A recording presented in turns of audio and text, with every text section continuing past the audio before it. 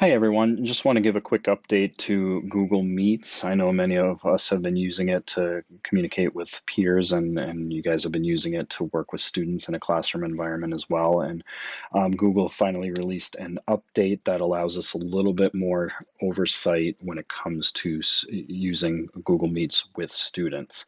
There's a little protection in there now where you can start a meeting and make sure the students can't join until you're there, and also that they can't rejoin after you leave.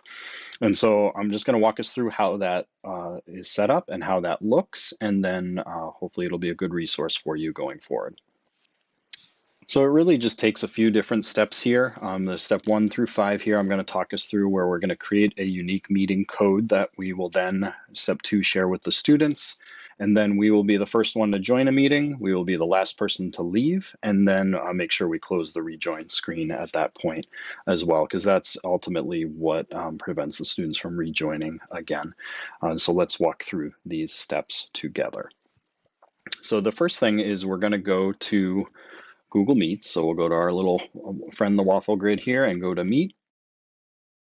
And we need to choose this join or start a meeting. And this is where you get to basically create the code that you are hoping to use. And so one note about the codes that you're going to put in here is that you want it to be unique to you.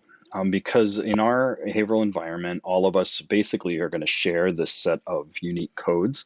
And so if you only put in like grade 5 or class, that's not really unique enough. And so if somebody else uses that same nickname for the meeting, you might end up sharing the space virtually with folks. And so definitely add something unique to it, whether it's your name, your school building, your grade, something that will make the code that you present unique to you. And then you just remember what that code is, and then you can continue through the process of just starting a meeting from there. And so that code is ready for you to use. And so the next part is you need to tell people about that code. And so the easiest way to do that would be to go to your Google Classroom, open up your class, and then you can just do a little stream announcement and just say, hello everyone, our virtual class can be found at, and then you use your test code from there and post that away. And then when you want to join that remote session, all you need to do is come back to Meet, choose the join or start a meeting, put in your unique code, and then continue to start the meeting from there. And like I said, students will not be able to join that unless you are present in the room. And then after you are finished, as long as you are the last participant in the meeting, the students will not be able to join again from there. And so let me just walk through that process together here. So I'm going to go ahead and hit join now.